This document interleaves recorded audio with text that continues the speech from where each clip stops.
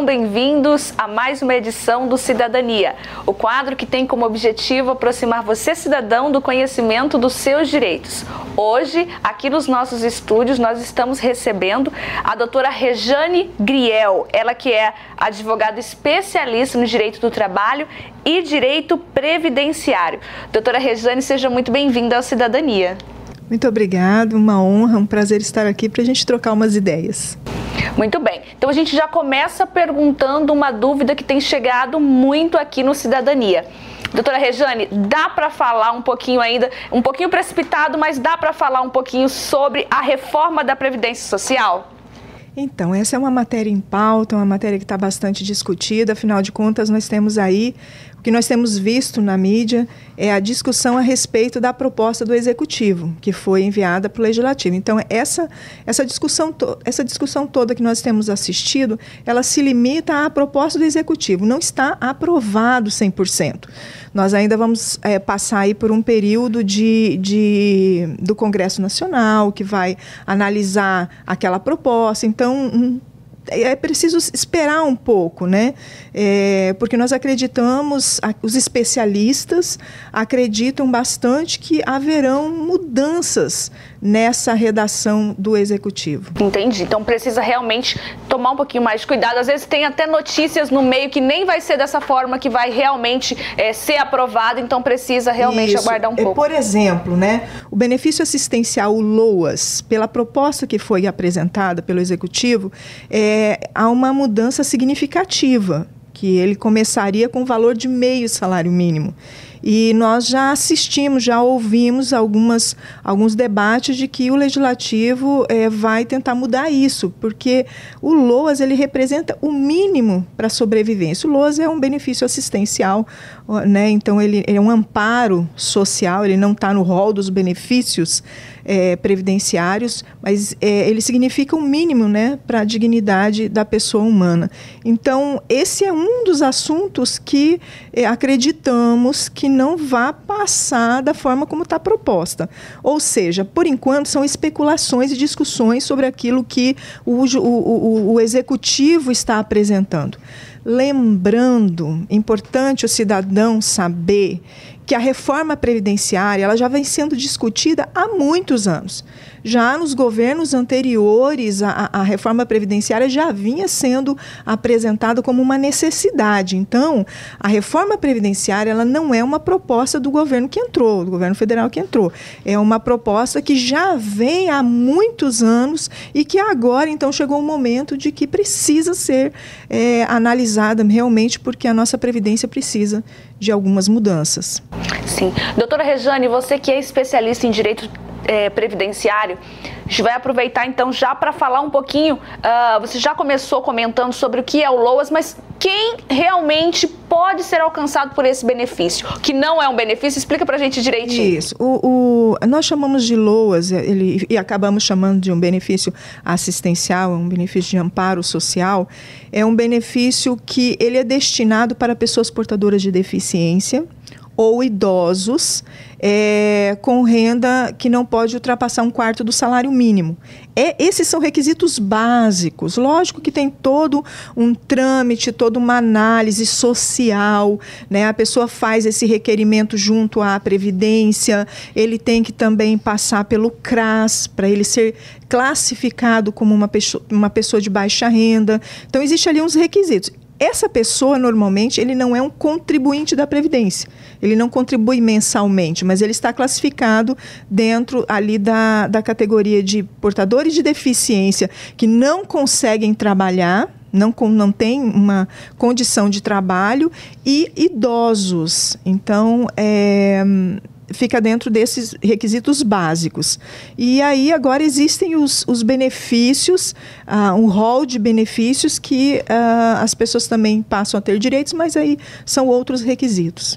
Sim. Então vamos começar aqui, a gente já começou pelo LOAS, mas vamos continuar falando um pouquinho sobre uma dúvida bem recorrente, que é essa questão de diferenciação entre o auxílio-doença e o auxílio acidentário. Tem bastante confusão e a gente precisa saber Qual é essa diferença? Conta um pouquinho pra gente. Na Previdência, são 2 benefícios tratados de maneira diferente. O auxílio-doença, que nós costumamos dizer auxílio-doença previdenciário, que ele é a espécie 31, que lá perante a Previdência.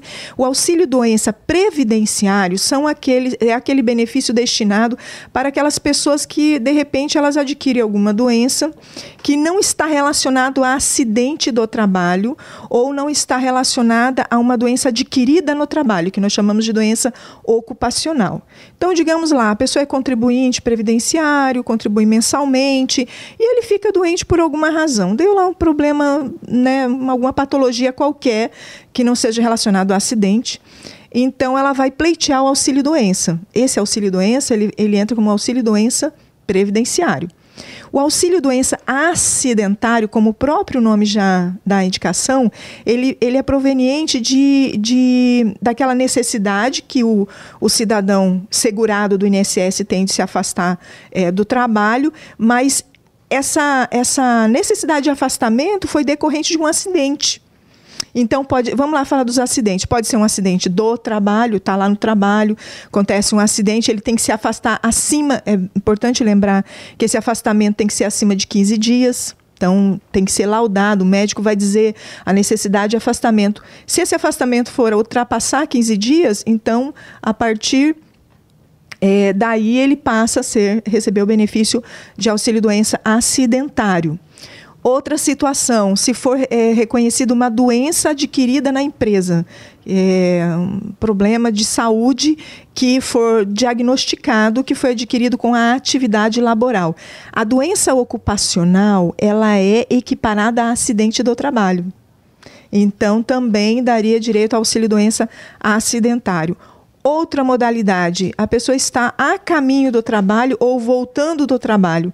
No percurso de ida ou volta do trabalho, se ela sofreu um acidente, ela também passa a ter direito ao auxílio-doença acidentário. E aí são os principais, né? Poderia enumerar alguma outra coisa, mas vamos dizer assim, são as principais ocorrências que levam a pessoa a se afastar do trabalho, lembrando, desde que seja acima de 15 dias, e aí ela recebe essa espécie. Ótimo, doutora Rejane. A gente percebe que a doutora Rejane realmente é uma expert no assunto, né, nesse entendimento de direito previdenciário. Então, pensando um pouquinho nisso, doutora Rejane, pode ser pleiteado o benefício de uma forma errada? Realmente é importante procurar um profissional da área para entrar com essa ação, ou administrativamente mesmo que seja? Como que funciona isso? Fala um pouquinho pra gente. Catiane, a sua pergunta é muito relevante. Por quê? O benefício previdenciário, o segurado, ele vai pleitear perante a Previdência. Então, existe o número ali 135, que o segurado entra em contato com a Previdência. Existe o próprio site da Previdência, em que o segurado faz uma senha e acompanha seus benefícios ou faz requerimentos. Mas a gente sabe que às vezes é muito burocrático. Então, se o segurado decidir solicitar uma ajuda, uma assistência para fazer o pedido perante, que a gente chama de pedido do pedido administrativo, que é direto para a Previdência, se ele entender que ele precisa de um auxílio, nós recomendamos que essas pessoas procurem pessoas de confiança. Porque nós já nos deparamos na nossa região, né, a Polícia Federal deflagrou uma quadrilha que atuava fraudando o INSS e, infelizmente, muitas pessoas inocentes acabam que estão pagando um alto preço porque entregaram nas mãos de pessoas seus documentos, e essas pessoas utilizaram de forma ilícita e acabou gerando sérios problemas. Então, primeira recomendação, o cidadão não precisa, na parte administrativa, de assistência para fazer o seu pedido, mas muitos preferem e querem. Então, procura alguém, se for um advogado, procure um advogado que seja especialista, procure um advogado da sua confiança, sabe que ele mora aqui, que ele atua aqui, quem é ele. Interrompendo um pouquinho, dá para poder questionar isso na própria OAB, aqui na subseção, perguntar quem são os advogados que trabalham nessa área, ou que estão aptos, não estão aí com nenhum problema, enfim, dá para perguntar? A princípio, sim. É bom lembrar que os advogados, eles têm a OAB que os fiscaliza. Então, se for para contratar uma assistência, contratem um advogado que tenha a OAB que o acompanha. E o advogado ele tem que andar dentro da ética, ele tem que ter uma postura. Se ele não tiver uma postura ética, qualquer problema ele só pode sofrer processos administrativos. Então, um profissional ético, ele preza pelo seu nome. Então, esse cidadão ele pode pesquisar, vai na própria OAB, conversa com outros advogados, conversa com familiares, mas a recomendação é que contrate alguém que realmente você confia. Continuando aqui, aproveitando um pouquinho do conhecimento da doutora Rejane, vamos falar um pouquinho sobre pensão por morte? Fala um pouquinho para a gente os principais aspectos deste benefício, do procedimento também para conseguir aí esse benefício.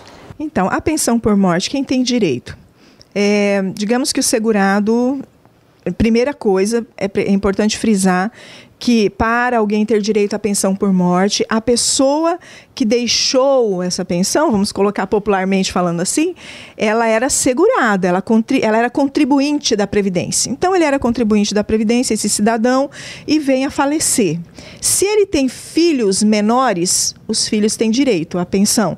Se ele tem esposa ou companheira que for reconhecida, né, legalmente reconhecida, também passa a ter direito. Digamos que tem filhos menores e tem esposa ou companheira. Essa pensão ela vai ser dividida entre os herdeiros, né? Então, os dependentes, vamos dizer mais técnico, né? Os dependentes desse cidadão que era segurado do INSS.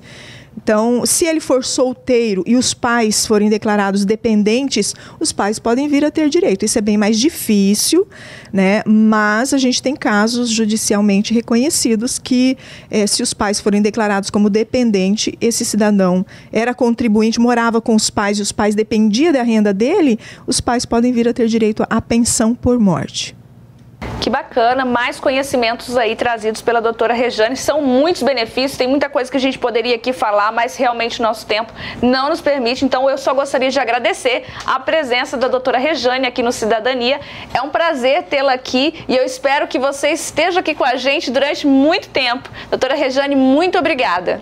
Eu que agradeço o convite, é um prazer estar aqui e contribuir com a nossa sociedade. Parabéns pelo programa, né? O nome é muito sugestivo, Cidadania, então é importante que o cidadão busque conhecer os seus direitos, busque valer os seus direitos e para a gente fazer valer nós precisamos conhecer. Então, hoje é um canal que leva ao cidadão a informações de extrema importância.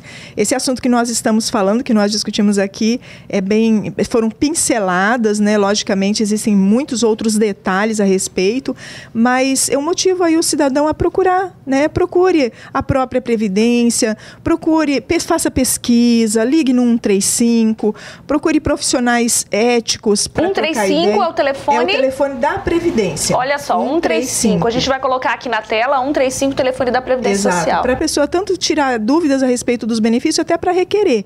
E o próprio site da Previdência, que hoje ele é muito dinâmico, e o cidadão vai na Previdência, ele vai fazer uma senha provisória, entra no site da Previdência e faz uma senha definitiva, e por ali ele consegue consultar o extrato previdenciário dele, ele consegue fazer requerimento de benefícios. Então, assim, hoje o cidadão está bem amparado. A única coisa que ele tem que cuidar é onde ele coloca, para quem ele entrega os documentos dele, e que eu acho que é importante ter essa vigilância, esse cuidado para evitar problemas. Com certeza. Esse foi mais um Cidadania, agradecendo mais uma vez a doutora Rejane pela participação aqui no nosso quadro. Fiquem aí acompanhando toda a nossa programação e muito obrigado pelo carinho da audiência. Até mais.